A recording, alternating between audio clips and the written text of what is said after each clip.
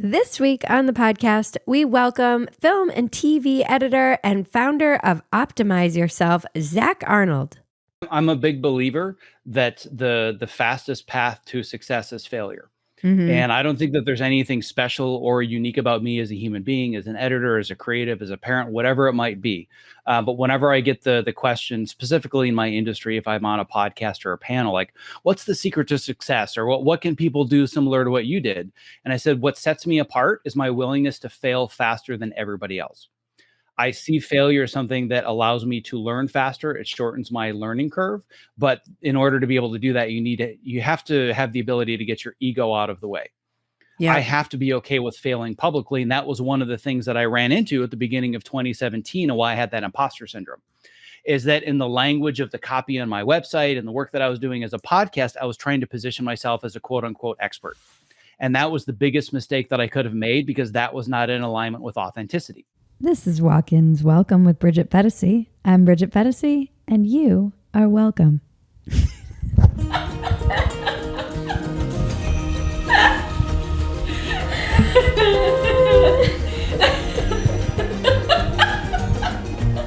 You know the drill.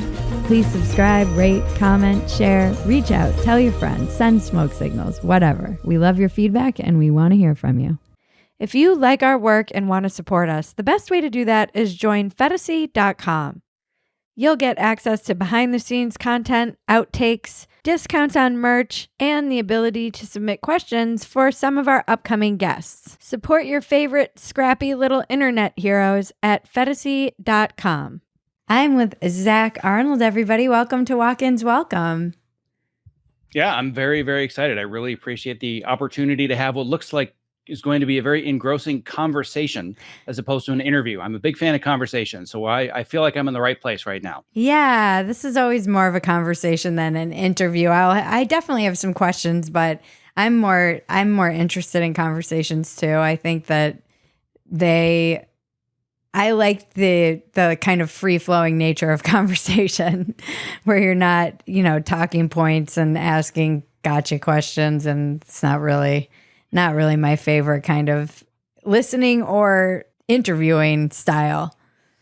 Yeah, so you and I are on the same page. Whenever somebody asks me about how I structure my approach to being a podcast host, I tell them that I disdain interviews, but I love conversations. And I'm guessing you have the same problem that I do, where when you schedule somebody, especially somebody that's more of an A-lister and plays the game, either they or a member of their team reach out beforehand. Can you send us a list of questions to prepare? I'm like, no. Because I don't have any, because you and I are just going to talk like, oh no, I'm going to have to just be authentic and be real and chat rather than having all these talking points. But that's what I love, because those organic conversations are what lead to talking about what's real as opposed to feeling rehearsed or inauthentic. I really think too, that's where Rogan thrives. And he'll have people on who are pundits, or they're used to having talking points or doing quick spurts. And I don't think they last very long in that format, because you can't just sit down with someone for 2 to 3 hours. If you only have talking points, eventually you're going to kind of hang yourself with your own rope. So I think inadvertently his style lends itself to exposing people who are not really deeply thinking about things that they're saying. Yeah, people that are really good at reciting a talking point and constructing a narrative around whatever that short format is, talking head, interview, news site, publicity, whatever it is. A lot of people are really good at that. But like you said, it exposes the level of inauthenticity, or whether this is something you really believe in, or if you thought about it more deeply. Because if you can't hold the conversation for 60 minutes, 90 minutes, or 3 hours, then there's no way to maintain that authenticity. And it's going to be very clear that you don't know what you're talking about. And I always tell my team, it's like, I want to get on the microphone for like 90 minutes, 2 hours. Like, that's where I really excel. It's harder to get more on the calendar because it takes more time, but for me, it's more rewarding. And I've been doing the circuit, talking about the strike and talking to news outlets. And it's a 10-minute conversation where they throw 5 bullet point questions and they're looking for what's the soundbite, what's the headline, right? And I always feel like I've barely warmed up to talk about the real problems, because they don't give you this time or space to talk about the real problems. It's just, here's what's going to get clicks. Yeah. So this format is so much more akin to where I feel most comfortable, because I've been doing it for almost a decade myself. Wow. And speaking of the strike, what are the real problems? Because I feel like I was thinking about before we sat down, just I moved to Los Angeles in 2007. So, and I left on the heels of this strike. So my experience in Los Angeles has been bookended by these strikes. And it's interesting what happens to the city during a strike like this, but also, and I don't believe it's been both actors and writers since the 60s, correct? I think that's you're talking about the actual strikes. Yeah, I don't think that strikes, they've both been on strike since the 60s. Yeah, no, not at the same time. I believe it was 1960 is the last time that both went on strike at the same time. Yes. They have each individually had strikes between 1960 and now. Right. But this is essentially a once in a lifetime reckoning that goes far beyond one specific guild and their needs. This to me is so much more about the needs of the collective whole of those that are creators that are generating and creating the content.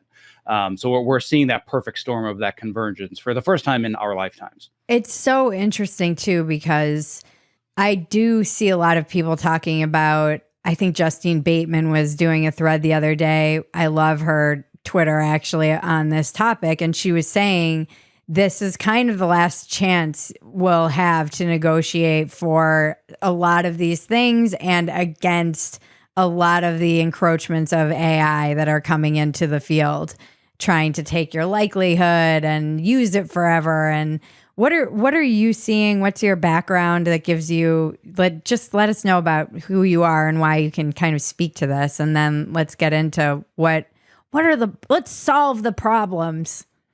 That's good, because I'm a much bigger believer in talking about solutions, but you can't solve a problem until you understand it. Yeah. So I can break this into, let's understand the problem that everybody's talking about.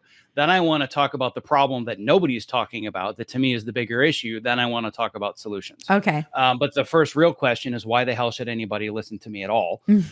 Especially given that I'm not a writer, I'm not an actor. I'm not a member of SAG-AFTRA, not a member of the WGA. I am actually, by trade, have been an editor and producer for the last 20 plus years. And I'm a member of the Editors Guild, which is part of IATSE, which covers many of the craft unions. So just want to give that as framing.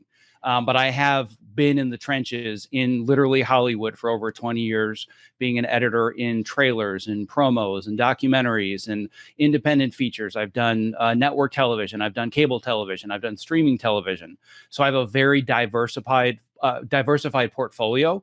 A lot of people would actually use the term scattershot. I get that more than once, where people look at me on IMDb and they're like, this makes no sense at all how you did these things, which is actually going to be part of the solution that we'll come back to later. But I come at it from the angle of having dabbled in a lot of different areas of the industry, which I think in this specific conversation gives me a lot more perspective than somebody that's gone on one lane and has climbed one career ladder. And they're very much focused on what are the needs of just the writers? What are the needs of just the actors? What are the needs of just the editors? And I think what we're seeing right now is this once in a lifetime coming together of solidarity amongst creatives, where essentially, minus a few details here and there, we all have the same fundamental issues. So if we're looking at the superficial problem, the conversation that everybody's having about the strike right now, it really comes down to two things with kind of a third addendum. The first of which is clearly artificial intelligence. Mm-hmm. Are we as creatives going to be replaced? As a writer, is ChatGPT going to spit out scripts? As an actor, are they going to scan me and use my digital likeness and pay me for one day and I never work again? Right? As an editor, do we now have the ability to click the edit button and all of our work is done for us? I think in many crafts, that's the conversation. And for the crafts where it's not the conversation, let's say that I'm a grip or I'm electric and I'm running cables and I'm setting up lights, their initial argument was, well, I don't have to worry about AI. Yeah, but when AI takes over, there will be no sets. You don't have to light anything. So it affects all of us universally. So that's the first conversation everybody's having is artificial intelligence. And the second is with the dramatic transformation to the streaming model. We're now at the point where creatives they're not invested in the creative success of their projects. Mm-hmm. So rather than it being, if this blows up and is a worldwide success, I'm going to see that in my residual checks. There's a huge disparity between the success of something and what I'm due for that success. And it's much more, here's just kind of a flat fee that goes above and beyond your daily or your weekly.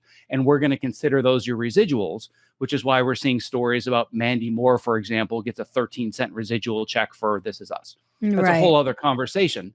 But those are really the two main things are, number one, how artificial intelligence fits into the creative conversation. And number two, how do we all get a respectable slice of the pie so that our value is compensated? The distant third, and this is where there's some divergence, but I think it's the same conversation with writers. It's this idea of the mini rooms and really taking advantage of a writer's ideas and packaging something in a shorter period of time and paying them less money so you can get more out of them. And then with the actors, it's about the self-tapes. That to me is just a continuation of the conversation that the industry exploits and disrespects the value that I bring to the craft. Those to me are more nuances. The two main topics, artificial intelligence and residuals, and everybody getting their slice of the pie. That's what everybody's talking about. Here's the piece that I don't think anybody's talking about, which I think is the real fear right now, is we are going through a massive identity crisis. And that identity crisis is, who am I if I am not doing this one job and making a living doing it? And the structure of our current economic society since the beginning of the Industrial Revolution was, you're going to be pigeonholed and you're going to do this one thing and you become a cog on the assembly line. And the entire educational system is about teaching you and conditioning you, and I use the word conditioning very deliberately, conditioning you to believe that your identity is associated with your level of productivity and value and specialization. Which is why by the time even you're in middle school and high school, you have to pick a magnet. You have to pick a track. When you're in college, you have to decide what's my major, what's my concentration, which all boils down to the question we start with in preschool. What do you want to be when you grow up? I think the better question is, who do you want to be when you grow up? And you can change what you do to become that person. But we've been conditioned for well over a century that my value is associated to the work that I do as a widget in a much larger machine. And that is completely breaking down with the advent of artificial intelligence, which is, for example, for me as quote unquote, just an editor that works in television. Well, if AI is going to give a producer or a director the easy button, it's not just how do I make a living, it's who am I? So I think underneath the layers of all of this, beyond artificial intelligence being replaced, who gets creative ownership of my IP? How do I get a slice of the pie? I think that emotionally we're going through a much larger identity crisis right now. And that's the piece that nobody's really honing in on quite yet. But I think that's really where the ultimate fear is coming from. And it's not just in Hollywood. It's in media. It's in journalism. It's in finance. Everywhere, people are realizing that I might be replaceable. And if I am, who am I as a person and what's my value to the world? And that's why there's so much fear wrapped around this right now. Yeah, it does feel like every industry is in a free fall and everything feels broken to me. I see it in media, I see it in journalism, I see it in all the creative. I read an article about how the theater is dying because the pandemic basically kind of put a nail in that coffin. And although maybe not the final, definitely it's a dying art form. And it does seem like I don't really understand the economy. I'm not sure. Like people keep telling me it's okay, but it doesn't, from anecdotally what I'm hearing and seeing, it doesn't seem like it's okay. And I do think that this strike right now points to, like you said, a larger discussion that's beginning to occur, but I'm not sure that we aren't too late. I feel like this discussion to me feels like we should have had this before we let the genie out of the bottle, and you're not putting it back in. Yeah. So I think it's interesting because I've been confronting this. I mean, I'll just be totally frank. My business this year has not been the same as it's been. I've seen decline. It's just been, advertisers have pulled back. They've realized there's a certain amount of attention that humans do have. It's not just exponential time online forever. And I feel anxious in ways that I used to feel when I didn't follow that path. I took a creative path, and I've been asking myself that question, who do I want to be and how do I make a living? And I've had to pivot and hustle and take all kinds of odd jobs in order to even get here. And I find myself in that position again, reevaluating everything and truthfully looking at content creation and asking myself, is this a viable way to continue to make a living? Or is it something that just existed and now I'm not sure it's still, I don't know. What are your thoughts on this as somebody who does this? I could easily turn this into a 90-minute coaching session just to walk you through personally this process that I do with my students as well. But I think we can maybe put a pin in that for a second to help answer that question. I'm going to go a step backwards. And you had said that talking about, well, the economy seems fine. And I think the context is asking the following question in return: for whom? Right. For whom is the economy fine right now? Because for certain areas of the different industries or certain sectors of the economy is doing great. For other parts, our worlds are completely and totally imploding. And I'm not an economics major. I don't work in economics. So I'm coming at this very much from a layperson's perspective.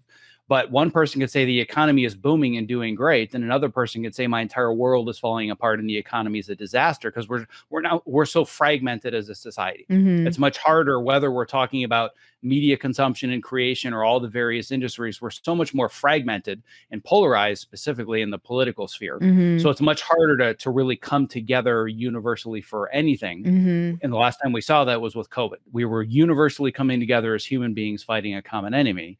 And we were forced to hit the pause button and reflect on our life choices. And many people decided, I don't want my life to go back to what I considered normal before. But now we're realizing that model is completely breaking, and there isn't, this is what I'm going to do with my life going forwards.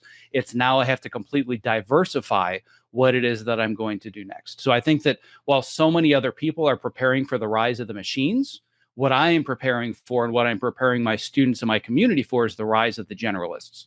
Like you said, it's not a matter of you're only a podcaster, you have to take side jobs here and there, and you were in the filmmaking space. I think that's just the future direction that we're headed, which, by the way, is the way that our societies work for thousands of years. Everybody was a generalist until society became industrialized and we thus specialized. We're just reverting. Sorry, can you explain what a generalist is? Yeah, so a generalist is somebody that can do a multitude of different things using a core set of tasks or skills. So what I want to be very clear about, I'm not saying this is the rise of the jack of all trades and master of none, but it's about how do I diversify whatever my unique skill set is and use that skill set to provide value in a multitude of arenas. So for you, for example, clearly communication is one of your core skills that you're good at. Mm-hmm. And it sounds like at one point you were providing your communication skills in the filmmaking space and the storytelling space. Now you're doing it as a podcaster. But would you say that it's relatively accurate to say that one of your core competencies where you excel is your ability to communicate ideas? Yes. Right? So your ability to communicate ideas is not going to be replaced by AI. But if you're finding that the only way, and I'm simplifying this for the sake of argument, if the only way that you generate income right now is podcast advertising, and you find that the space is shifting and podcast advertising is starting to diminish or go away, it doesn't mean that you've either wasted your time or gone down the wrong path, or now you have to quote unquote start over. It just means that you need to ask the question, where else can I be immensely valuable, generate value for others, and get value in return using my ability to communicate ideas? Yeah, that's funny because that's the exact question I've been asking. And I also think there's just my following that intuition, which is get back on stage and start telling jokes again, because that went by the wayside during having baby, pandemic, lots of other, I focused on an online audience, and now it feels much more like people are craving that real life interaction and experience again. Something, again, AI is not going to be able to replace, and perhaps why people are gravitating more towards those real life, even like dressing up and going to the Barbie. Everybody went to the movies this past weekend, which I think is really good. It's good to see the people going back into the real world, because I think that that's where people tend to forget all of that polarizing stuff that's tearing us apart and fragmenting us. And when they all go out, it's not as, we're all just people going to the movies. So yeah, that's, I feel, I think that's reason for optimism is seeing, and also just people flocking to the movies. You're like, yeah, people need the arts. We've needed this. We need this in our lives. And I don't know. There's something about AI stuff. I just don't think I wouldn't go so far as to say it's soulless, because that feels like a broad, then you get into a conversation of, well, what is the soul? But there is something, it is like a replicant, it's like a copy. It's like a copy of something else. It's never quite the same quality. You can tell there's just something off about it, or something isn't quite the same. Yeah, it's really interesting. You're so right. You're so right that this is really a fundamental question about like the soul of our species. And it's really what's agitating a lot of things. But I can't describe it. Maybe you can help me, because I keep saying, like, everything feels broken. It's like a mirror was shattered, and it's in a million places, and everything feels like it's reflecting back. This is just my perception, but everything feels separate and disconnected and siloed. And I don't know how to, I really have been struggling to articulate this. It's because it's only a feeling I have of just everything feeling broken. And again, the strike is really I feel like it's a perfect time for this strike, because it's another industry that feels so, I don't know. What is your feeling on things right now? Just being someone who takes in all of the media landscape and deals with people, creatives. Yeah. I mean, these are all the same questions and thoughts that have been circling in my head for months and frankly years.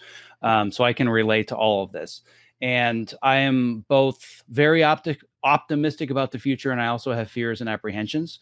I always like to focus on the positive and the solutions and what we can do, and what I can control. And I try to focus as little, if any, effort on what I can't control. Where I have fears is that I do believe that there's an immense amount of regulation that's going to be necessary to make sure that AI doesn't completely take over, and it is protecting our IP and our ideas, and frankly, just our safety, because there are a lot of ways that when AI gets into the wrong hands, it's not the AI that's going to be the weapon, it's the people that weaponize it.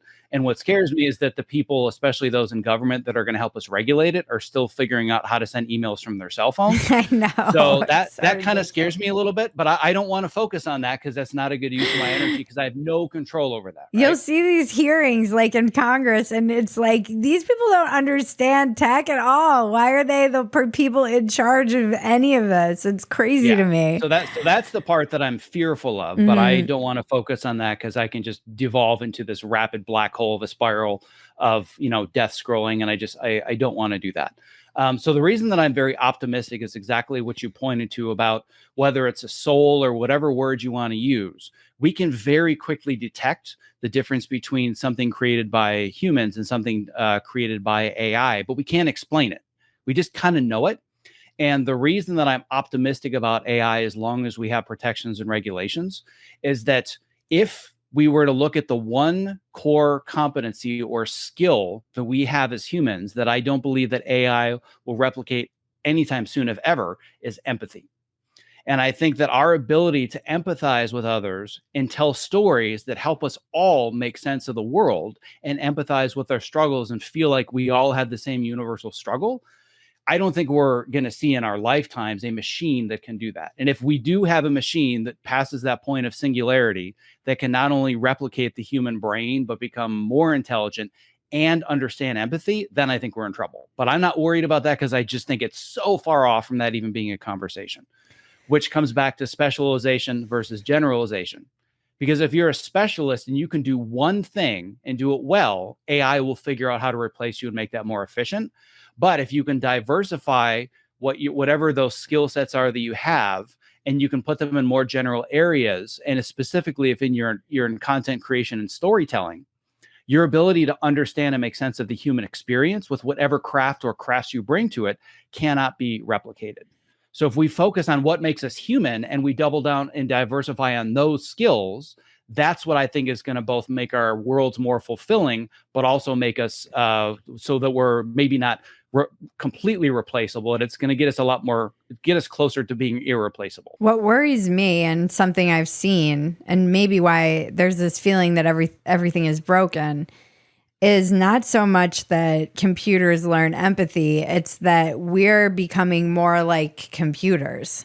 So the more time, and again, why I feel I'm optimistic about people spending more time offline than on, because after the pandemic, people came out and it was like they forgot how to behave in society, and they all started acting like, not all, but many people, you started seeing a lot of examples of people behaving the way that they were behaving online. And there's this really interesting book and theory. The guy who wrote this book, it's all about that. He was kind of the godfather of online psychology and what happens to people when they go online.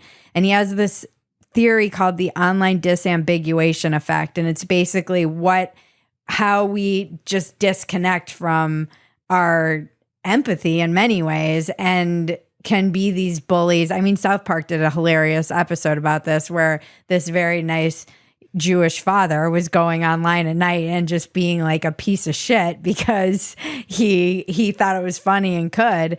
And I think a lot of this happens to all of us online. There are many times where I've been online and I don't think it's been my best self. So my fear is that we're losing our empathy somehow. And I think this comes with a lot of that fragmentation, polarization, and othering of everybody else that all of these algorithms and social media somewhat encourage.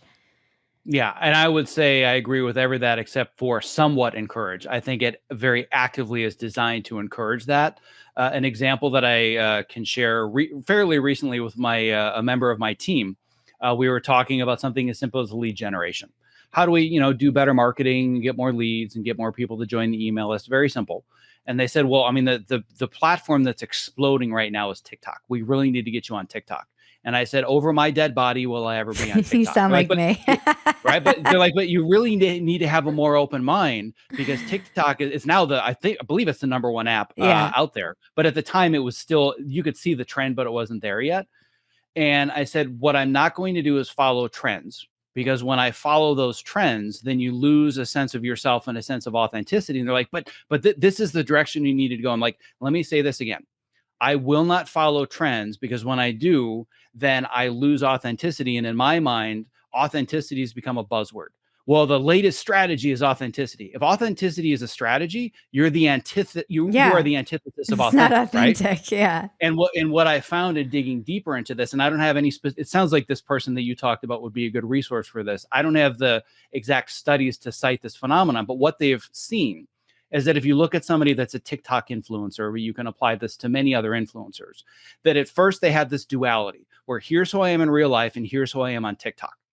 And clearly what's going to get the attention of the algorithm is anything that's polarization, extremes, being the craziest version of yourself, whatever it might be. And what they found is that people that cater to the algorithms, they no longer see the separation between their TikTok self and their real self. So it's exactly like you said. All of a sudden, they're out in the real world being this ass clown, the same version of themselves on TikTok. And it's the algorithm that's constructing the neurological structure of their brain, of their perception of their identity. And that to me is terrifying. Terrifying. So TikTok, it might help me generate more leads, but there's no way that I'm going to allow it to change who I am or my perception of myself as a person or what's authentic. And it's easy to say, oh, I won't let that happen. But boy, is that a slippery slope. And boy, do they know how to tap into your subconscious to make sure that happens. All of them do, of course. And even if you think you're not, I always say this on Twitter. I'm like, I'm not smart enough to think that I can outsmart billions of dollars of tech people who are doing research. The algorithm knows more about me than I know about myself. It knows the truth. It knows what I search for. It knows how much time I spend online. And the TikTok algorithm in particular is brilliant. I think YouTube, we saw this phenomenon with YouTubers who were behaving in ways in the real life that were just unthinkable and detached a little bit from humanity. And it's hard not to, and this kind of goes back to the earlier point that you brought up about the ironic moment that I find myself in is I did everything in my power to not get on that track because I realized my first year of college, I didn't know what I wanted to do. I wanted to be a writer. I already knew how to do that. I took a hard choice and have followed a very hard path only to still have my worth attached to my productivity. And now likes and subscribers and numbers on social media and going to try and get a book deal and let's see what your platform is. And I'm still in the same place. And I still have that in me going, like you, I don't want to have to, I've said no to so much money. I've said no to so much money. And now in this moment where I'm a little bit anxious or more than a little bit anxious, let's say bordering on panicking, I'm like, should I have said no to that out of like some dumb principle or what? But it was the same thing that drove me out of college and drove me to make all of these choices, just following that inner voice. And you know, guys like Mike Rowe would be like, I don't know if he would think that I was stupid or something, but I think that there is something to be said for just being practical. I don't know that I've always been practical, but I do find myself in the same position, which is frustrating. All right. So I want to dig into this a little bit deeper. If this is conversational format, I'm just going to hijack the microphone for a second. Yeah. So let's talk about you're in the sense of confusion, fragmentation, or even borderline panic. I want to know how you respond to the following question. Okay. How does money solve that problem? What do you mean? You said I've turned down so much money and maybe I should have just said yes to whatever the deals were, whatever. I don't have the details. Right. But let's say that you had said yes instead of no. Does saying yes to that money solve your problem that's causing the panic? Somewhat, yes. Okay, how so? Break that down. I wouldn't be stressed about money. Okay. But are there other things that you'd be more stressed about that are much more to the core of who you are rather than I have bills to pay?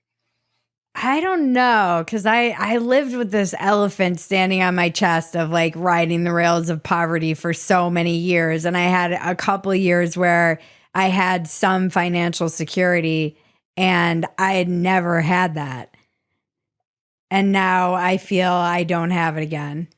And I don't know that enough talk is around like the burden of being a provider. Because when it was just me, it was like, whatever, I'll go work on a weed farm or I'll just up and move to Portugal and teach English. I don't know. Like it was just me, but it's not just me anymore. So now it's like the elephant is back and I'm like, oh shit, I've got to like provide for my daughter, you know, and it's a different kind of, I have to say, I keep joking. I'm like, I totally understand why men just drop dead of heart attacks because that stress is real.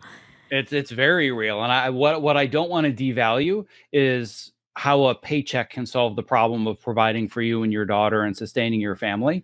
But I think that there's also a difference between that's a very legitimate fear and I need to get whatever the next paycheck job is, whether it's money from a sponsor you don't want to work with or being on TikTok or whatever those things are that are going on for you. There's a difference between this is a very real problem and the numbers demonstrate it versus I fear not having just the general security of knowing that I have enough money coming in because I have past trauma that's telling me I don't want to feel this lack of certainty.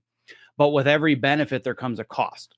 So if you want to share one of the specifics, you can, where you're like, I've had so much money thrown at me that I said no to. If you either want to kind of give me a hypothetical scenario or you want to share one of them, I think if we did a cost benefit analysis, if it solves the problem of the financial security and pays the bills versus what you have to give up as a cost to bring that money in, it might help you better understand whether you really should have said yes or if you stayed true to yourself, even though it might mean more fear and uncertainty. No, I definitely should have said no. Because at the heart of the reason that I said no is all the things that these people are fighting for in the strike that I have to fight for individually in content creation. So in one instance, they wanted my IP for perpetuity. Like, no, you don't just get to get my IP in perpetuity. That is insane. And I can't believe anybody even said yes to that deal, but it was a money grab. Like, I could have taken the $100,000 and made good on this. And now this company's been bought. And so I don't even know if those deals are still good. Like, I'm not even sure. Maybe it would have been just not a moot point, but it still at the time was something that I, on principle, could not say no to. And the other one was right after I had a baby. They wanted me to do 8 live streams a month. And I was like, I have a freaking newborn. And it would have been a great paycheck, but it was isolated. And it was, there was no consideration for the fact that I had just had a baby, and they didn't really even care. It was like, too bad, get out there and get going on these live streams. And that just, my priority was her.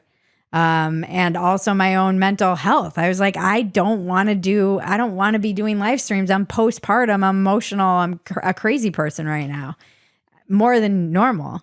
The fear, and I know the fear in me is saying maybe I should have taken that money right now. But and even at the time, it wasn't like I was in great financial, there was an uncertainty, but I've never done anything for the money. Like, there's so many times I've said no to things that I could have said yes to. And for me to start saying I'm in a better situation now than I've ever been in my life. And I recently, my ex-husband recently died. I haven't even talked about this.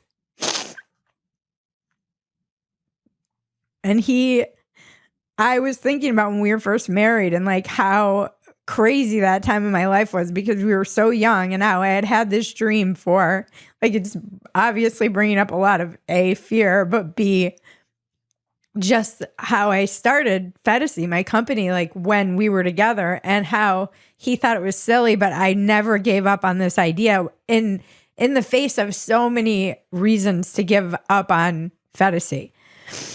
And it's weird that it's tragic he passed away, but it's also just a strange time, because it is bringing up like the origins of this dream that I had for this company. And I can look and be like, I was drunk and I was, lost, and I had nothing, and I had not even 2 pennies to put together, and still believed in this idea and this dream, and kept going with it for decades, long after I should have given up. And it's given me like a renewed belief in myself. And I feel like he's given me that in his passing at this time when I need it. I think like people look at what we do in this space, and I think that they don't. It's so easy to think you're doing so much better than you are. Someone's doing better. Like, oh, she's friends with Rogan, and she's got a blue check, like all these stupid things where they'll think like she must be a millionaire. I see it even if you like Google my name. I'm like, I wish that was my income. And I don't know that, like, I don't know. It's like when I see these trolls and people online, what do you do is a question I get all the time. Do you ever get this online? Oh, all the time. This goes back to this idea of specialization. What do you do is how we define ourselves as people, right? Well, one thing that I want to, before we go down another rabbit hole, I just want to say that I'm really sorry that you've gone through this with your husband, and the fact that you have the courage to share it on your show. I mean, that says a lot. But what I'm hearing over and over again is that, and we've already talked about this, but really to hit this point home, it does not matter what your financial situation might be. One of your core values that you protect literally to your death is your sense of self and sense of authenticity. Mm-hmm. And if we go back to because the numbers are easy, we have an offer for $100,000 in exchange for your IP and your work. If you're playing a game of checkers, that's a pretty awesome move, especially given the fear that's driving you and keeping you up at night, is the fact that you have somebody else that you need to support, you need to pay the bills, and it solves that problem. But I come back to, does it actually solve the problem, or does it create a much larger one?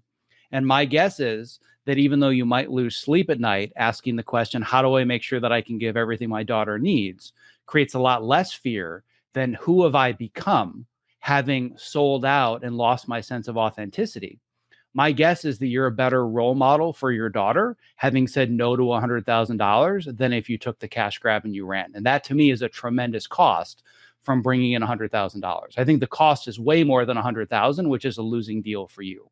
Yeah. Not to mention, I don't know how that stuff that whatever that IP is, because it would have been a show, is used forever if they want. It just, I could never sit well. But again, the principle, I didn't say, I mean, I said no to, there's this like hilarious story of when I was in LA and I was writing, and it was, I had an offer on an idea for a show, and it was just a concept. I hadn't written the pilot yet. So I knew I was going to sell the show, and I was so poor. I mean, too poor to even buy shampoo.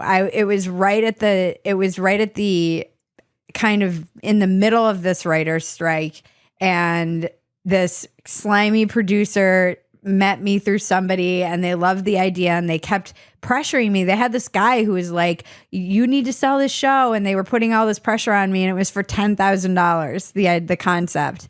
And this concept was like my baby. I loved this thing. And I was still drinking, and I had lost my car. And I remember going to a meeting being like, do not trust yourself. You are a moron. Like, don't say yes to anything because you're an idiot, and you have no, part of it was just shame, but part of it was also just, I was like, I don't think I should be making any kinds of deals at all because I'm clearly a mess. But I just couldn't bear to sell it. I was like, I can't sell this for 10 grand. And I was in debt. It was right before I went bankrupt. I mean, it was like a crazy, I was going through a divorce from my ex-husband, and it was just such a nutty time in my life, and I ended up saying no to it. But most people were like, just take the 10 grand, Bridget. But I can still work on that idea. I still have it. You can still work on it. Not only can you still work on the idea, not only do you own the idea, but you still respect yourself for having said no to that. So knowing everything you know now, can you imagine time traveling back and changing things and where you would be as a person if you had said yes to the $10,000? Are you right? Like you literally are cringing right now answering that. Yeah. But so many people play a game of checkers. This next move seems great, but nobody zooms back to play the game of chess. Right? For me, TikTok, checkers move. Yeah, it might lead to some leads and grow a social media following and maybe generate some income, but I don't care because that's not the chess move that I want to make, because I see the larger strategy and I'm willing to sacrifice major pieces on the board so that ultimately I can win the battle and I can win the game. But that is way scarier for most people, and they just want to play that next move because they're seeking comfort. And for me, I have trained my brain and rewired it to actively seek out discomfort. I've learned how to find that balance of fear, and this is a healthy fear and I need to lean into it, versus no, I want to stay comfortable. And that resilience has completely changed my approach to how I make decisions, how I structure my career, how I create my career. And it makes it so much easier to know what's a yes and what's a no. What's the challenging situations in your life that you've had to overcome, like the most challenging that formed you? Sure. So the two biggest would, at least as far as the challenges that I created to develop this, are number one, I chose about a decade ago that I wanted to get into obstacle course racing, specifically Spartan races and Tough Mudders, which I was in no way, shape, or form equipped to be doing. And people were like, you want to do what now? You want to crawl under barbed wire and jump over fire and get sprayed in the face with a fire hose? I'm like, yeah, that sounds amazing. Like, but that helped me develop this resilience and grit where when you're in a situation, it's like, all right, well, this is the reality. How do I push through it? And then from there, it grew into me deciding about 5.5 years ago that I decided I wanted to become an American Ninja Warrior at the age of 38 at the time, having 2 kids and having a beyond full-time job as an editor in Hollywood. And people were like, are you crazy? Like, are you stupid? I'm like, no, this is what I want to go after. And it wasn't because, it would be so cool to go through obstacles and be on TV. It was the lifestyle transformation necessary to be at a point where that's even a consideration, were all the things that needed to change in my life. I needed to have healthier lifestyles, and I needed to prioritize things outside the office. And I loved learning new skills, but I also had a whole lot of fears around both the performance anxiety of being on a stage in front of cameras, but just the skills required to be able to climb a 30-foot rope or do a lache over water was triggering all of these intense fears where I said, no, I could never do that. That's not for me.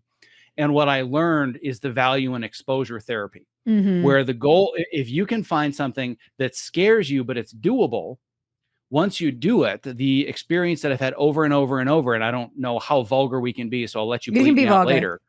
Okay, but essentially what I realized when I would accomplish something that I kept saying, you can't do this, as I realized I've been completely and totally full of shit my entire life about what I'm capable of. So I find something like, I could never climb a 30-foot rope. That's not me. First few times you do it, you suck, you fall. But then all of a sudden you do it and you're like, wait a second. What else have I been telling myself I can't do? So then you take the 30-foot rope and you make it 80 feet. Then you take the bar that you swung at with 3 feet's distance and you made it 6 feet. Then you make it 8 feet. And yeah, there's a lot of physical components that go into learning these skills. But to me, it's so much more a mental exercise of reframing that fear and being willing to confront it and control that fear. So now I actually seek out putting myself in situations where I recognize that there are a lot of nerves, but these are nerves that I can push through rather than this is so debilitating and terrifying, I could never do it. So an example would be that I've had a fear my entire life of water. To this day, I still don't know where it came from. I've talked to my family. Was there ever a time where I was in the bathtub or when I was younger? They're like, nothing ever happened that we know of. And this is a sidebar that I won't get into, but I'm now learning that through epigenetics, somebody else's trauma in your lineage can actually literally be passed down to you, which is kind of like been mind blowing. Yeah. Not going to get into that, but I think that the epigenetics fear of water is wild. I think it's actually come through epigenetics, and either my father or my grandfather or somebody had like some intense traumatic experience with water that I've now inherited. I know nothing about it. I'm not going to speak at it from an educated perspective. The point is, I've always been terrified of water. So the thought of me scuba diving 100 feet underwater, no way.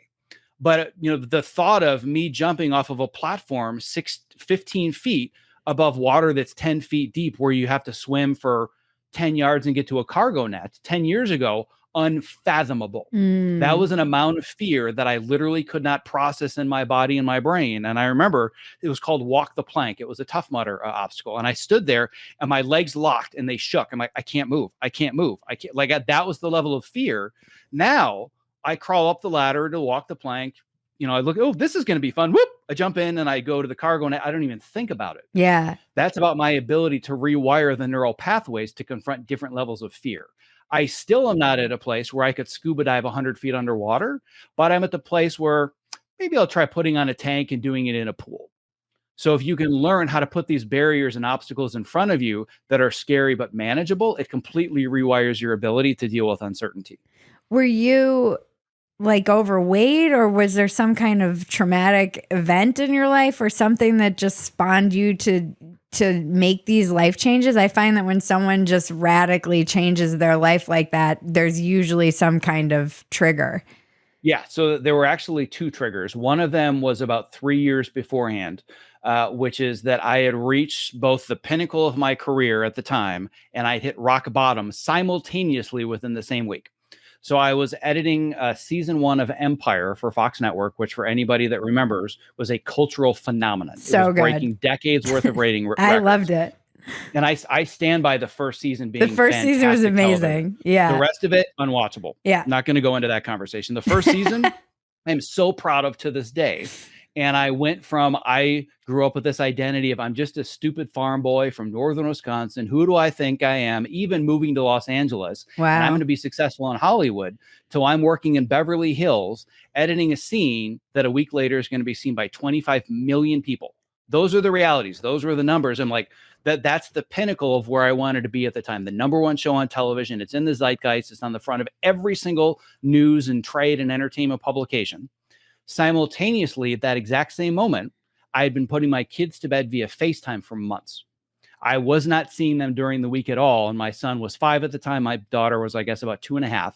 and I was putting them to bed via FaceTime like I always was. And they didn't know that they hadn't hung up. And my son thought that they had hung up. And he said to my wife, he said, "Why doesn't daddy want to put us to bed at night? Why doesn't he love us?"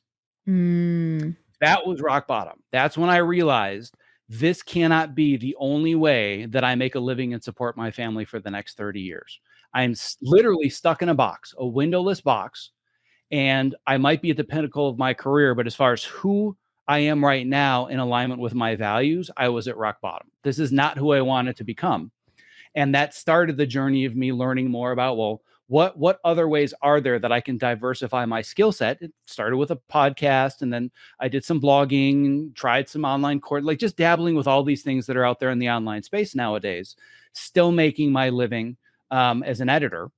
And then fast forward to about 2.5 years later, I was right on the cusp of me cracking the code of, I think I figured out a way to transition in my career where I still made the majority of my income from editing television, but I was starting to generate real income with the podcast and with creating my first online course. And one of the things that I've been doing for years, more as a hobby and less as a business model, is I would create these fitness challenge groups in my industry. And for anybody that's worked in Hollywood or knows editors, there is no smaller niche than editors that are interested in getting healthy and moving and exercising. Yeah, it's like 5 Very people. Small group. Yeah, exactly. Well, I was able to get about 12 a semester. Like, yeah, let's put on Fitbits and see who can burn the most calories. And we would go hike on Sunday. It was a very small niche. I called it fitness and post. That's where it all started before I rebranded.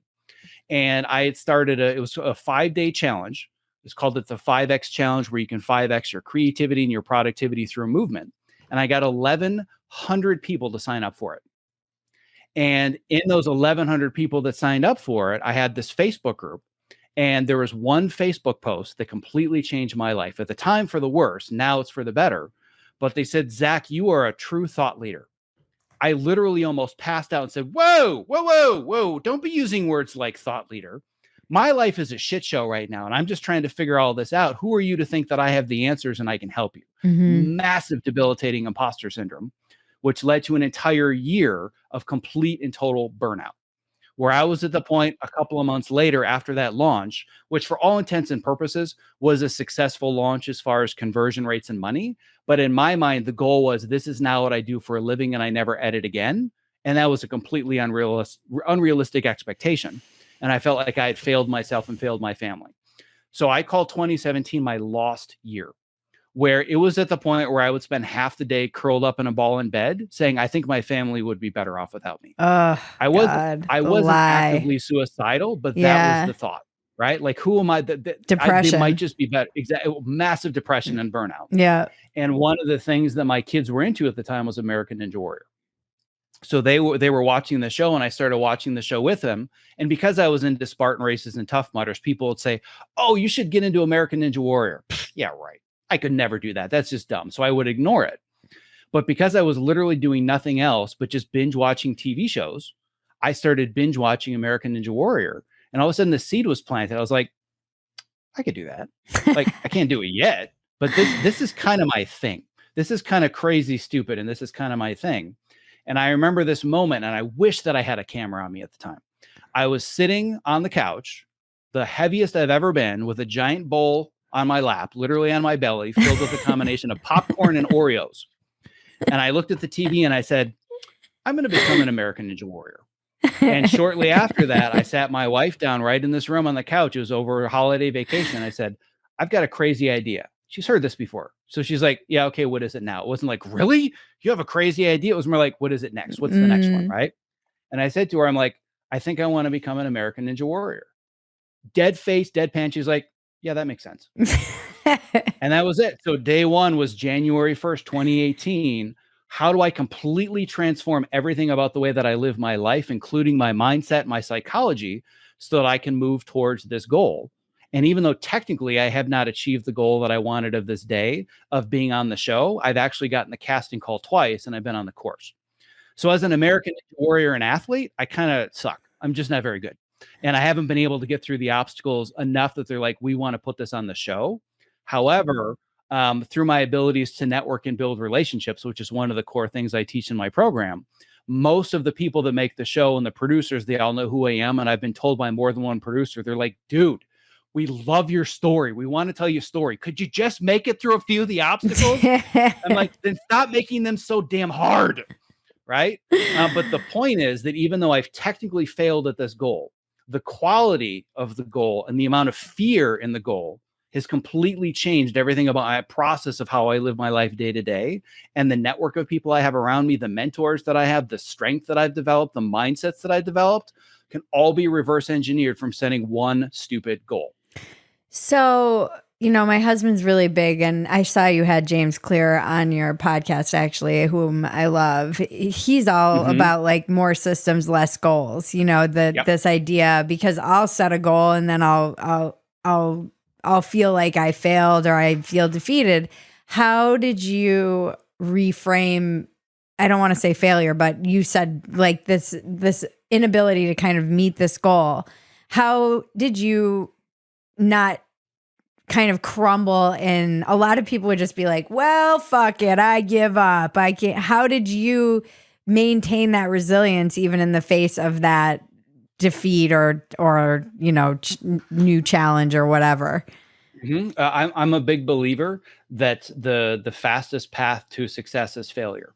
And I don't think that there's anything special or unique about me as a human being, as an editor, as a creative, as a parent, whatever it might be.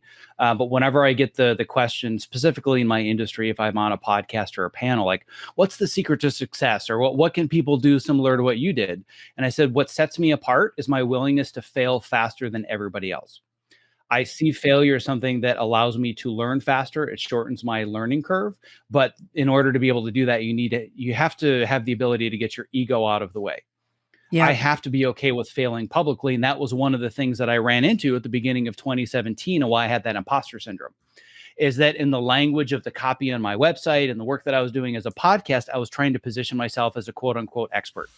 And that was the biggest mistake that I could have made, because that was not in alignment with authenticity. Right. It was, I've cracked the code. I figured out how you can be more active in front of your workstation and more creative and productive. And then behind the scenes, I'm like, my life is still a shit show.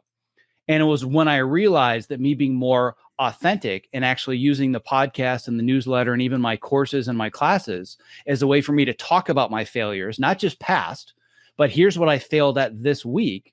It helps other people see the absolute invaluable level of currency that failure is. But you have to be able to get your ego out of the way and learn how to shift your mindset. So one of the things that I do with my students is an exercise at the beginning of every class. And we have a Slack channel where we collect these as well. We have a wins channel.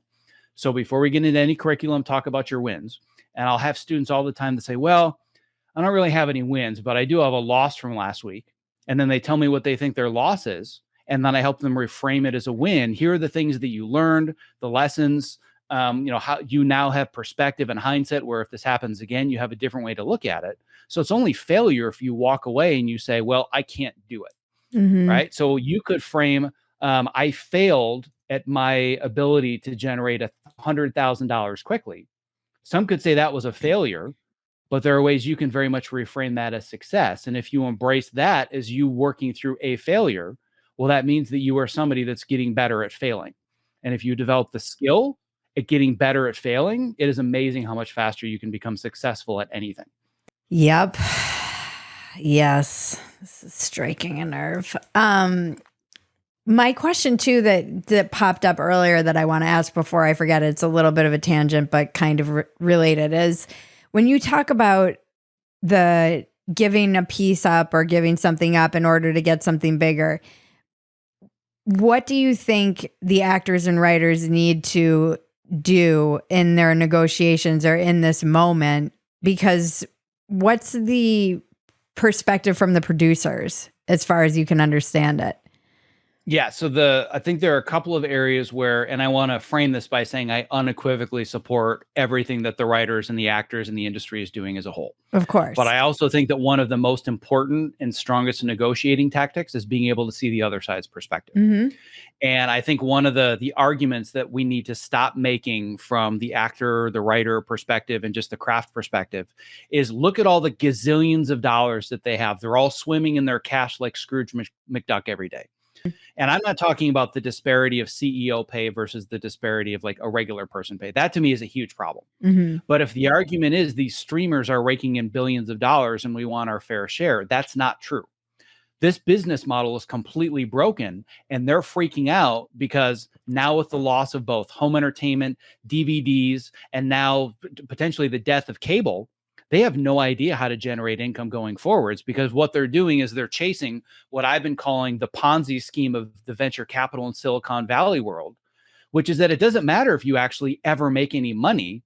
You just need to gain users and show that there's a future world where you're going to make money from those users. But so few companies ever get to that point. So every single streamer, minus Netflix, if you're looking specifically at their streaming model, they're hemorrhaging literally billions of dollars. Yeah. So if the argument is we want a fair share of that pie, there isn't one, because they're spending billions of dollars chasing users rather than how do we actually make this model profitable. So that's the first area where I think that we need to reset expectations. And it's not that we are, as creatives, writers, actors, not do our fair share of the pie. From the producer's perspective, there is no pie to divvy up because our business model is a gigantic disaster. Andrew, so that's the... sorry, go ahead. I was going to say, Andrew Schultz made this point that the actors and writers don't really want the streaming companies to show their analytics, because then it would mean less shows are made and produced, and less people would be put to work, basically, because there is this whole like Ponzi scheme. I was told about this whole story of a podcaster, and they basically, like, their numbers weren't really what they seemed like they were. And you could kind of know this, but then it's like a whole messed up story where then people had to still kind of pretend they were, because they were selling them on this rate that it wasn't actually true. And I'm like, all this shit is a Ponzi scheme. Like, how much is a view? What is a view? What even is a view? And it does feel like this house of cards is collapsing. It's very much collapsing, and it's very much a double-edged sword when we say that we want full transparency from the streamers, because I think the expectation is we see the numbers and you owe us so much more money. And I think there is a reality, and again, I'm not an economics major or a professional, but there's also a world where with transparent numbers, we realize, oh, we're not actually do anything because this is a total and complete disaster. So I think that the first fundamental argument that we need to stop focusing on is we want our fair share of the billions of dollars of profit. And again, Netflix is an anomaly that they do have tons of cash and profit. But if we're looking specifically at streaming models, like Disney is in a tremendous amount of trouble as far as the money that they've lost on Disney Plus, right? Here's the other argument that I think is actually much more important. I think that when we're making the argument for artificial intelligence, that we must regulate artificial intelligence so we don't get replaced, I think that argument is fundamentally flawed, because behind that is the admission that we are replaceable. And I don't believe that we are replaceable. So if it's a matter of we must stop AI and we must regulate it so it doesn't replace us as actors or as writers or as editors, then we're actually admitting that we're replaceable. And I don't believe that we are. Instead, I think we need to embrace the technology, because there's no way that the creative process is not going to be completely transformed by AI. And it's happening so fast that we can't even comprehend it. Like you said, the genie's out of the bottle. We're not putting AI back into the bottle and going on about our lives and regulating it through a contract. AI is a new way of life for all of us, and we're going to have to embrace it as a technology. And I think the conversation needs to be, we get it. AI is now a reality. The genie's out of the bottle. So the argument for regulation is, does the AI work for us, or do we work for the AI? Because there isn't a third option.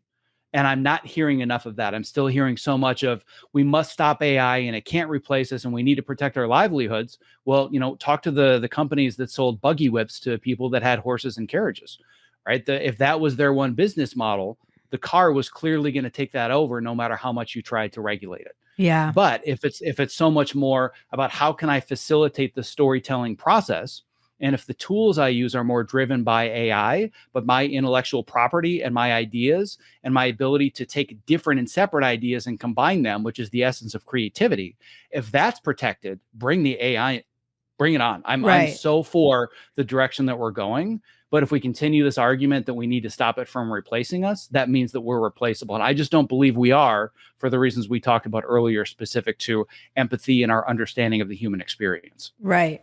Yeah, that's interesting, because I do think I've been trying to understand the argument from the producer's perspective, and I know a lot of people on that side of the equation, and they're not in great shape either. I don't think like Bob Iger bringing his yacht plans to work is great. I do think it does again feel like there's a massive consolidation of wealth occurring.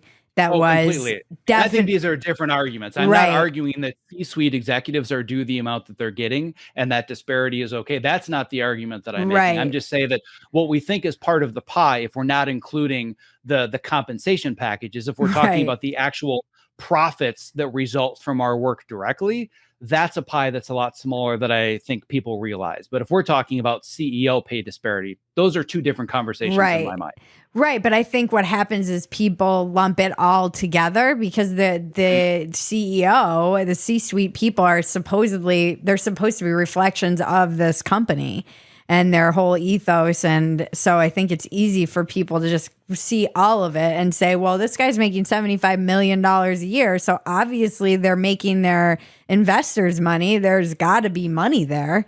And I don't think that's entirely flawed logic, but I don't know that like in Disney, the money's coming from their theme parks and their hotels, not necessarily coming from Disney Plus. Exactly. That's where it gets so much more complex is this idea of we want to believe that, let's use Bob Iger. We want to believe that Bob Iger's job as the CEO of Disney is to generate a profit for his company. And if he's generating profit from creative content, I want to be a part of enjoying the fruits of those labor. Right. But at the end of the day, Bob Iger's job as CEO of Disney is to generate as much value for the shareholders as possible. And if he can do that and the company actually makes no profit, that's what I mean by the Ponzi scheme, is that as long as you're generating tremendous shareholder value, he's doing his job. He's providing the value he's supposed to as the CEO of a publicly traded company. That's where I think there's this giant disconnect of understanding what is the pie that we're actually slicing. Oh, boy.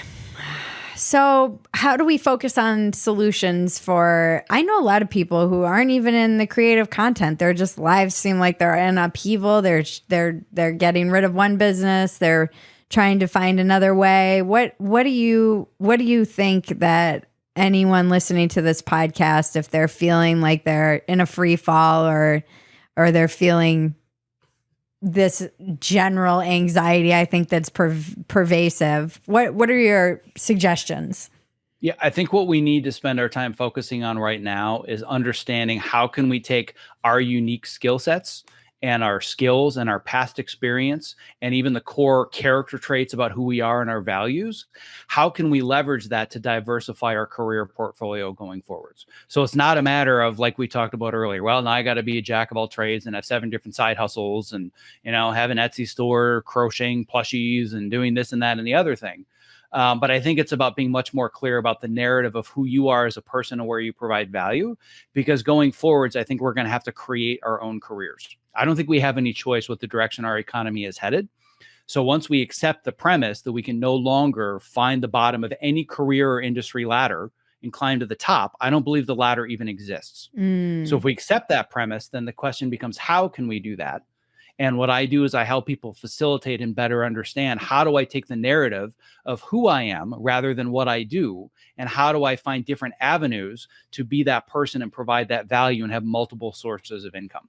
So I did an exercise recently in a live presentation where, if we go back to that time when I was working on Empire and somebody said, how do you generate income? Right now, I generate it with one source.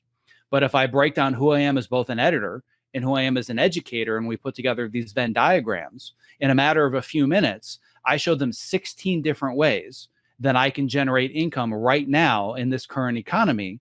And I have to diversify them because there is no one way I'm going to pay my bills anymore. If the only way I pay bills is as the lead editor and associate producer of Cobra Kai, right now I'm generating $0 in income because nobody's working and the show is shut down. But I can just say, well, that is one way that I can make income, but I can't do it now. So I've diversified other areas. So I'm doubling and tripling down at the moment. I'm getting on other podcasts so that I can put this idea out there, because I have the educational materials and the workshops and the community that help people workshop this every day. So if I were working on Cobra Kai right now, I probably wouldn't have scheduled this podcast. Right. But I've allowed myself to diversify, and it really is all about how do I construct the narrative of who I am rather than just what I do. Interesting.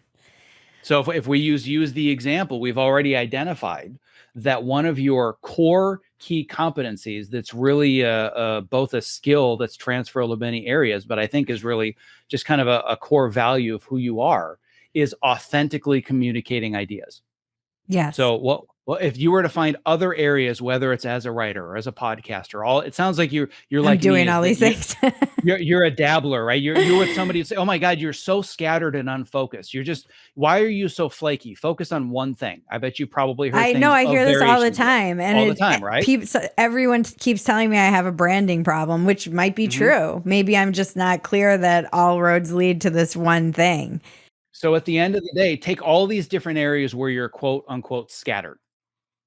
What would you say is one core fundamental skill or character trait or value that you bring to all of them that makes you better at all of them? Curiosity, right? You're a questioner. You want to understand how things work. You want to get to the root of the problem. So, and I want to understand people.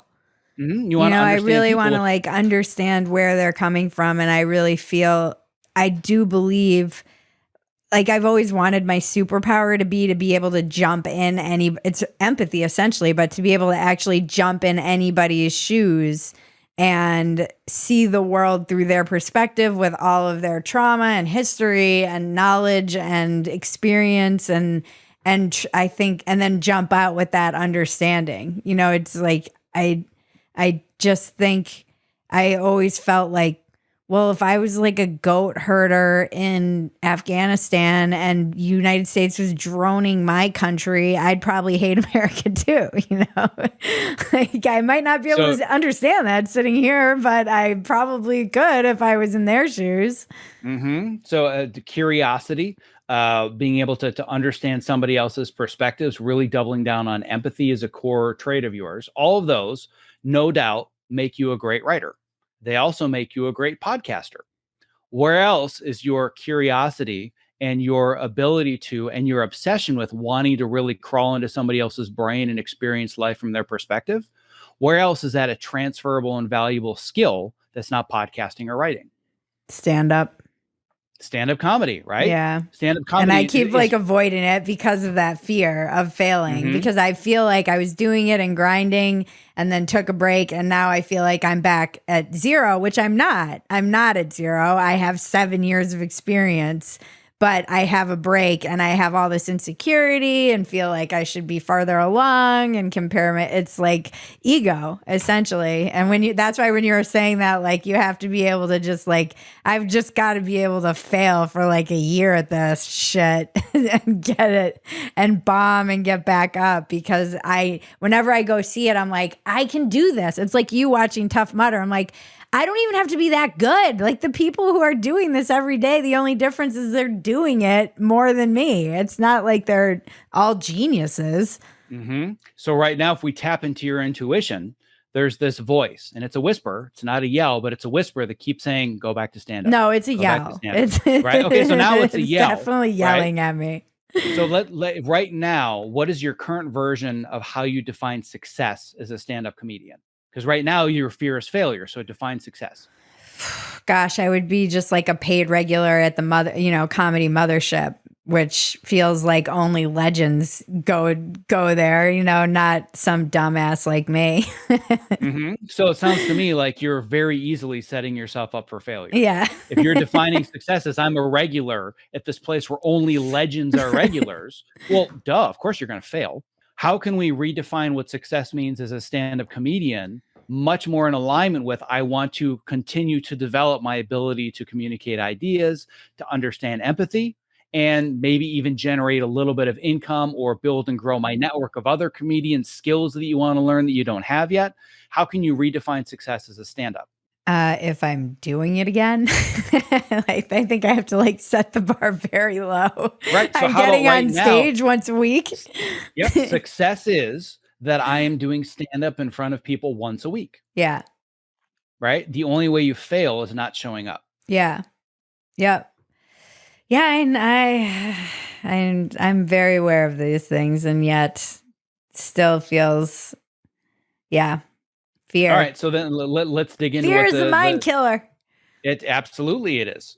So fear is the mind killer, and you even have some sense of whether it's through learning about James Clear or whatever, breaking it into steps. If you already know that you could just define success as I'm going to show up and do this once a week, what are you afraid of? I don't know. I have to think about that one.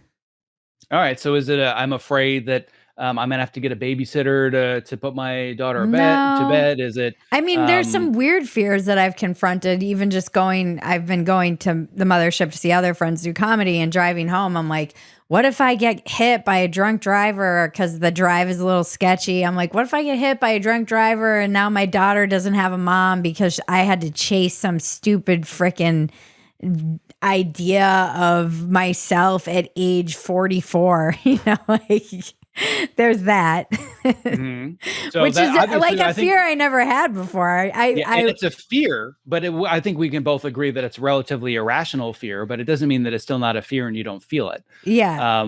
What are other fears? What are other thoughts going through your mind that even if success is only defined as I get on stage once a week, what's stopping you from doing that? Telling myself that it's like a silly hobby. That it's just like even when I started doing stand-up, I was already old. And I've always had this really fucked up relationship with it that I tell myself it came very naturally and I love it, except the lifestyle isn't great. It's late nights. I'd rather be at home. And yet it's something that haunts me. It's like this voice in me that's like, you have to do this. And then I'll be driving around going, you're so stupid. Like, it's just this feeling of ridiculousness. I'm sure you understand being someone who is like sitting on your couch eating Oreos, being like, I'm going to be a warrior, a ninja warrior. Yep. So let me ask you this now. Which fear scares you more?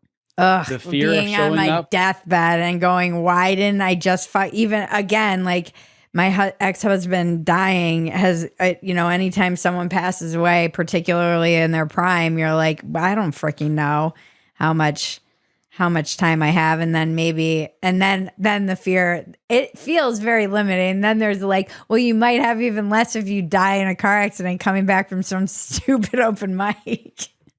It's a landfill in there. Like it's a minefield.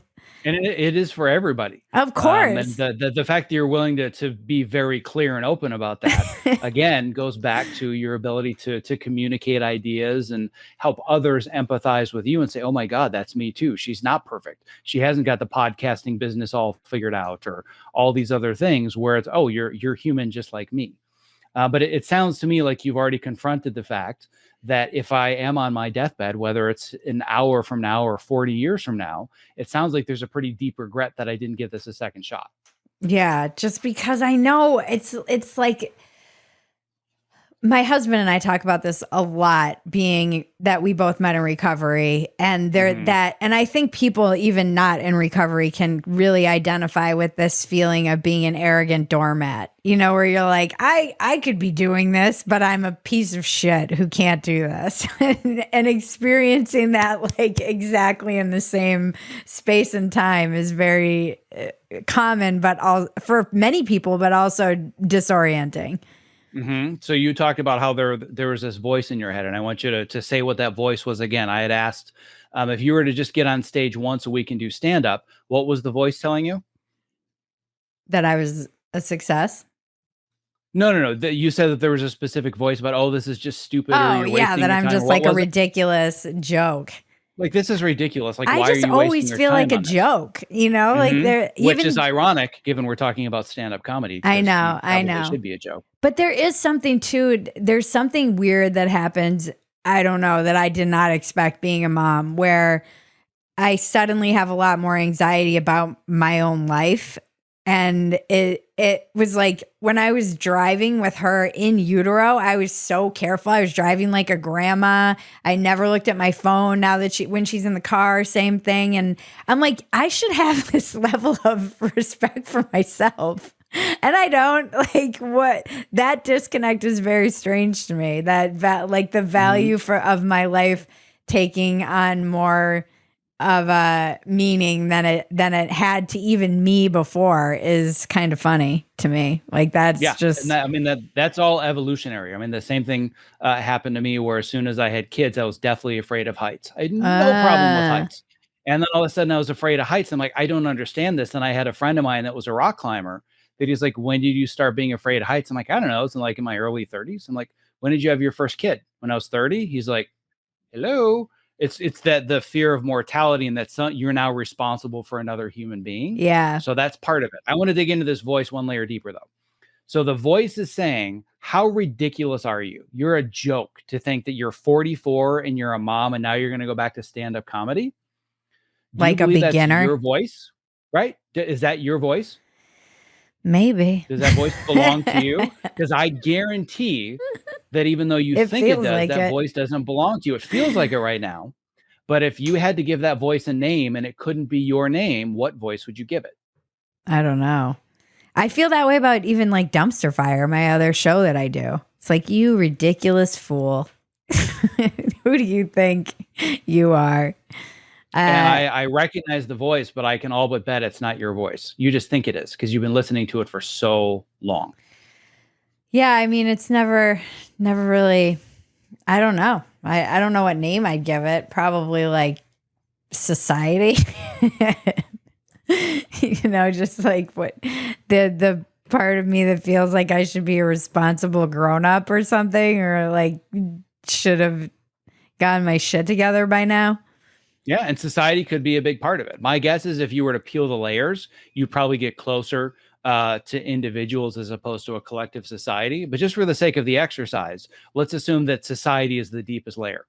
Now ask yourself the question, does society have the right to tell you that you're a joke and you shouldn't be pursuing something that you love? No. No. If it were Bob, does Bob have the right to tell you that you're a joke and talk to you that way and tell you that you shouldn't be pursuing something that you love? No, but there's still a part of me that's like, this is just irresponsible. It's almost like I can hear my very practical like relatives, there's something. So now it's not society anymore. See, it's relatives. We're getting somewhere. No, but I mean, I can hear them. They're kind of like, it's like the people online who are like, get a real job. Because there is a part of me that's like, none of this is real. It's just, I'm part of the same fucking Ponzi scheme that we were talking about. Although I'm just maybe at the bottom of the pyramid instead of the top. But it's not, I understand when people say that to me.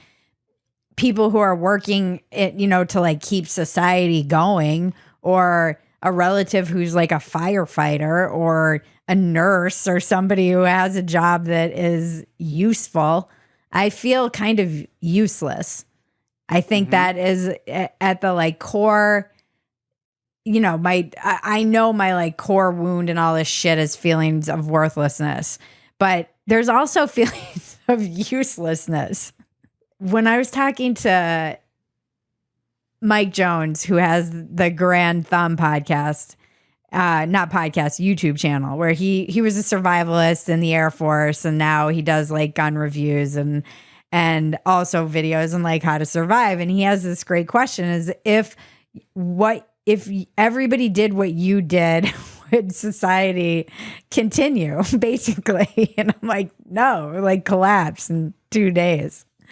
But could you not make that argument about every single profession? There's a lot of if professions. Everybody was an accountant, the society would collapse. Right? Yeah, I feel like I'm misrepresenting his question a little bit. It might not have been like that.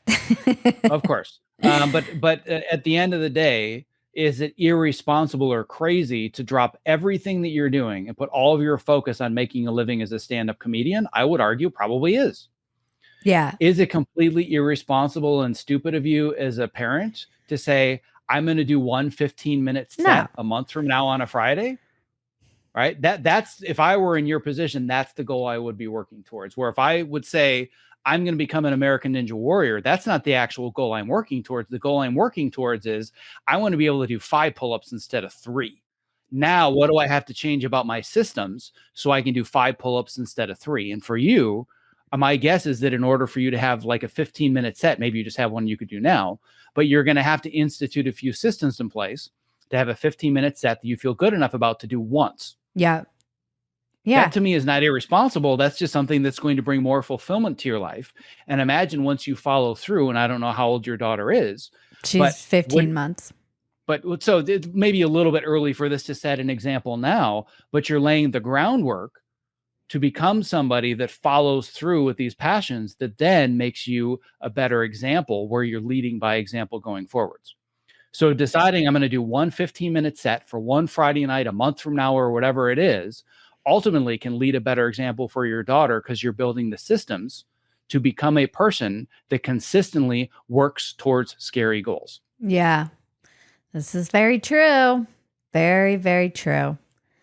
Well, I could talk to you forever, and ditto. I feel like we're just getting warmed up. This is why I don't like doing the 5-minute soundbite conversation. No. Is there anything that we didn't touch on that you really wanted to say or talk about? I mean, yes, probably about 6 hours worth of things. Yeah. But I think that the simplest thing that I could lay out would be two very clear pieces of advice. Is that whatever it is that you do, you are not your job. You are more than your job. And whatever you believe the limit is to your potential, I guarantee you're not even close to having even gotten that within sight. I believe that all of us have barely even scratched the surface on what we're capable of. And largely it's the boxes that we've been put in that stop us from realizing that potential. And I think that at least as far as the framing of this conversation, this belief that I am my job and that being our identity is the conversation nobody's having about the strike right now and why we feel so fragmented and why there's so much fear and so much anxiety and that our sense of self is being destroyed by the direction our new economy is going. And I all but guarantee you are not your job and you have not even scratched the surface of your potential. I love that. Well, I end every podcast with the same 2 questions. What is your biggest defect of character? My biggest defect of character is that I'm horrible at setting realistic expectations for myself. Isn't that ironic, given that's one of the things that I teach people? I mean, but most coaches, therapists, anybody that does the work that I do, whatever they're coaching or teaching is the advice that they need to hear themselves the most. And the root cause of so much of the depression and the burnout and the anxiety is setting unrealistic expectations, not big picture. I think the big picture, I love the goals that I set for myself. It's how much I beat myself up for not hitting certain benchmarks by a certain time. Yeah. And, really negatively saying, well, I was supposed to be here by now. Like for the podcast, like I only have X number of downloads. How long have I been doing this? Yeah. I should be here by now. Yeah. I should have this many students. Or I should have a bigger email list. Yeah. So constantly setting unrealistic expectations and not valuing the progress that I've made so far is definitely one of my core defects that also causes issues in personal relationships of setting unrealistic expectations of others. So I would say that's one of my core, and it's a great question, by the way. But yeah, one of them is my inability to really align my expectations with reality. Well, and it goes back to something I was talking to about with Chris Williamson when we had a discussion just around this exact thing, because in our make-believe world, we of doing podcasts and whatnot, it's hard not to become attached to results. And I know for me, I have to very consciously and constantly detach myself from metrics, results, email lists. I'll do the same thing. And then I beat myself up because I am the brand in many respects. It becomes another marker of how I'm a failure, or I feel like I'm failing myself or letting myself down. And as Chris and I were talking about when he was on the show, is that why I'm doing this? I was excited to sit down and talk to you. That's why I do this. When I'm in the process of writing a show or co-creating a show with my cousin, we still write scripts. Or when that's the thing too about stand-up is I can get in my own way about the drive to there and the whole scene and the late nights. But when I'm on that stage making people laugh or even bombing or even being uncomfortable, there's nothing like it. It's just that being in that process is where I have to stay. That like you said at the very beginning of this, the very small circle of things that I can control. I can't control the algorithm. I can't control how I'm being suppressed on YouTube. I can't control what people are responding to any of this. I can't control Elon. Like I can't, there's very little I actually can't control, and I easily forget that. So I think that's a really relatable defect of character. We all do this to people, and then like you said, it ends up being hard on other people. And that's just something I feel like our society has really leaned into. No question. These expectations. It's all about setting and reaching unrealistic expectations, which is a thread I could easily go down for another 90 minutes, but want to be respectful of your time. And I know you said one other question, but this could easily be a part 2 just on expectations. Well, yeah. And that's the kind of interesting thing about your optimize. Like, we live in this time of hyper optimization. And as much as I think it's good, I'm not sure it's all great either. I'm Agreed. sure. And that's one of the caveats that I always give at the very beginning of any email list or, the podcast or anything else, is that optimization for me is about the relentless pursuit of progression and not perfection. I'm not a biohacker. I'm not a life hacker. I'm not looking for what are the quick ways to get the best results and find true optimization, because I don't believe that exists. For me, it's about the relentless pursuit of progression. Am I getting just a little bit better, whether it's in my personal relationships? Do I feel like I'm growing as a podcaster and conducting a better conversation today than I did a week ago? Am I having a more profound impact on my students than I did yesterday or a week or a month ago? I'm never going to be optimized. That day is never going to come. And I realized when I first named and rebranded, I kind of, put myself in a little bit of a niche. I'm like, now I always have to talk myself out of that niche. Because I hate the way that the word optimize is used in today's culture. But I believe that it's about the relentless pursuit of progression, not perfection. I don't know if maybe you don't know this, but that is a big slogan in AA: progress, not perfection.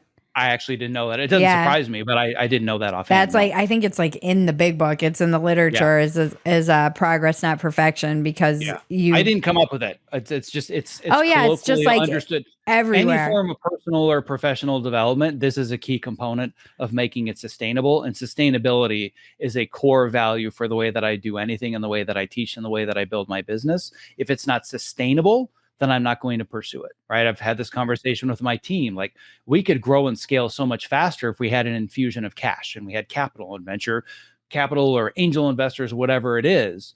But then all of a sudden I become the work-life balance guy that's working 90 hours a week. And you're answering to people. Right. Exactly. And that goes against my value of authenticity. Yeah. So it cost me a lot of money to be true to my authenticity, but I sleep better at night. Yeah. And what's your biggest asset? I think my biggest asset is both my ability to take a bunch of complex information that people don't understand how to connect and boil it down and communicate it very, very simply, which is why I think a lot of people are coming to me to help them understand what is going on with the strike and what does it mean. But I also think that on an individual level, the most important asset that I feel that I have is my ability to plant that seed in somebody else that they can do something. Mm-hmm. So I'm going to all but project the future, and that I think you're going to be sending me a message sometime soon where you're going to say, I was up on a stage doing my set, and I think a little bit of it was because of the conversation that we had today. I've seen it happen over and over and over. I had one of the like literally the female athlete that's on the 50-foot banners for American Ninja Warrior. I had her on my podcast, and it ended up becoming a 45-minute deep dive into her imposter syndrome. And she realized during our conversation, I don't want to do what I'm doing anymore. And I have another calling, but I'm too afraid to go after it. She was a PE teacher at a high school. She wanted to be a motivational speaker and a public speaker. 3 to 6 months later, I see she's posting on Instagram, oh my God, I quit my job. I'm doing my first speech. I sent her a message. Oh my God, I'm so excited for you. She's like, this was your fault, right? It's like, you're the one that planted the seed in my head that I could do it. And I couldn't get that voice out of my head. And I started doing it. So my ability to plant that seed, I think, is one of my important assets. And I'm looking forward to a message from you at some point after you've done a stand-up set live. Yeah, it's, it will happen. It's just, it's coming. I just have to do it. I'm excited to hear about when it comes. And if I'm assuming you're still in LA, or is this somewhere else? No, I'm in Texas now. Oh, bummer. Because if it was on LA, I would have said, send me an invite. I will be there live. But I Ah. don't think I'll make it to Texas to see a set. But if it were in LA, I would have been there in a second. Nice. Well, I will still feel your support from afar. Well, I can't wait to hear more about it. Yeah. Well, where can we find you? Yep. Best two places to find me are either my website, optimizeyourself.me, so .me, or I've got my podcast, Optimize Yourself, which you can find on any podcast platform. And I've got a whole host of, free guides and ways for people to get started. But those would be kind of the two home bases, either the website or the podcast. Have you written about your idea that I read some of the stuff you wrote about the strike, but I didn't see any of the stuff about like there's more at the root of this idea of ourself. Have you written about that? Writing about it as we speak. Yeah, you really should. It's the narrative that I'm going to be writing about over the next month or two, because it's taken me doing these kinds of podcast interviews to figure it out myself. So I find these narratives and construct it from people asking me questions that I wouldn't expect. And on the fly, it's like, oh, I have to come up with a halfway decent logical answer to your question. And in doing that over and over, I've synthesized what I believe to be the root of what's really going on. So it's all actively being worked on behind the scenes. I just haven't released any of it yet. But I'm glad you said that, because that means that I've tapped into the right nerve. Yeah, I just think it's a different angle than what I've seen too. There's a lot of like, oh, the nuts and bolts of what people are fighting for in the strike, but I think that what nobody's really talking about at the core of all of our identities is really important. And it also, if I were you, just as somebody who writes these things, I would position it as like why you should care about this strike, even if you're not in Hollywood. Yeah, it's funny because that's the very the first average article. person.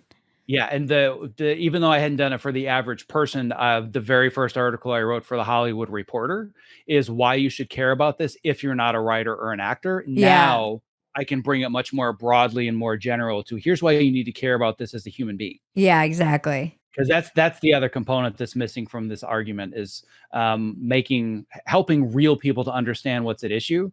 Because when the face of your cause are people like Mandy Moore and George Clooney and Matt Damon and Susan Sarandon, not that I don't completely support what they're doing. I love the fact that they're out on the picket lines. Yeah, but you're like, I support shut up. all the things that they're saying. But at the end of the day, if a real person says the face of the actor strike is George Clooney or Jason Sudeikis or Mandy Moore, they're like, give me an effing break. Yeah. I'm just trying to pay my bills. And I think the narrative needs to shift to here's how this is affecting real people that are losing their houses and can't pay their bills.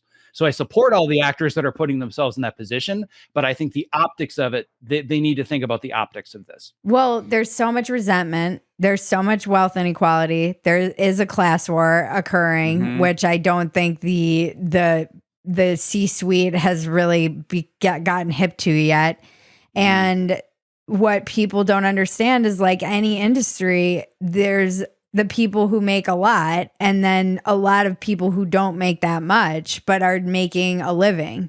And in the podcasting world, for instance, there's, a couple of there's one Joe Rogan and then a couple of other people who make a lot of money and then a lot of people who make a decent living, but I think people make the mistake of thinking, oh, poor George Clooney at his house in Lake Como, and it's really like, no, poor working actor whose name you don't know, but has been working consistently enough as just that guy that they're paying their bills and paying for their mortgage and paying for their family, or they've been in 6 ads that you've seen and you might not know their name, but you're like, I know that face.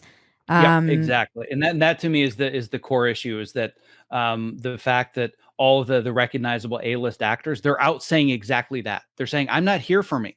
I'm here for the people that can barely make a living. That's the part that I respect. The problem is I believe the message is getting lost in the messenger. That's the challenge, right? Because they're saying all the right things. They're saying this isn't about me. I don't need my additional residual checks. I'm protecting the working people that can't make a living as an actor or a writer. I just think their message is getting lost in the messenger. Yeah. That's almost like a separate piece entirely. Like, don't shoot the messenger. Exactly. Yeah. So that's just, it's one of the many challenges inherent in something that's as complex as this struggle right now. Well, get to work, sir. I will. I'm going to get back to work. This is all I'm doing all day, every day, 24/7 is figuring out how to communicate this and solve this problem for the individuals that are just finding ways to design a more balanced, sustainable, and fulfilling creative career. That's what I'm here for. I love it. Well, thank you for your time. This has been an amazing and very heartfelt conversation. Yeah, I love this. I'm so glad that we found you and I was able to be on the show. I really, really enjoyed this a lot. I know that a lot of the people who listen to this podcast, it's all about resilience, and there's culture war stuff too. But really, at the heart of why I started it was, how can people get, like, if there's one thing that I want to help people with in the entire world, it's how to get out of their own way. Because that has been my lifelong goal, and still clearly from this podcast, something I struggle with. And I don't think that we're alone in having that struggle of how to get out of your own way. We're our own biggest obstacle usually. So, yep. And I think most of the people who listen to this love these conversations, because they will take something for their own life and their own work at life balance and struggle. Yep, I couldn't agree more with everything that you said. And I can all but guarantee that whatever the obstacles are that you think are between you and your goals, I guarantee the number one obstacle standing in your way is you. Yes. Universally true of everybody. So I think that the fact that that's part of my message is what resonated amongst all the other noise in your inbox and brought us together. Totally believe that. Totally. Well, I'm glad we're friends now. So yeah, I love it. I'm very excited to chat more offline and to see how we can help each other. Definitely. Well, thank you so much for doing this. Yeah, you're more than welcome. It was an amazing opportunity, and I really appreciate it. It was a great conversation. Thank you. There's no check-in this week because we're on vacation. Tune in next week for another riveting episode that will change your life, help you get out of your own way, and solve all the world's problems. I want to thank our composer, Jared Elias, my co-producer and cousin, Maggie, and all of you out there listening. This has been Walk-Ins Welcome with Bridget Phetasy. I'm Bridget Phetasy, and you're welcome.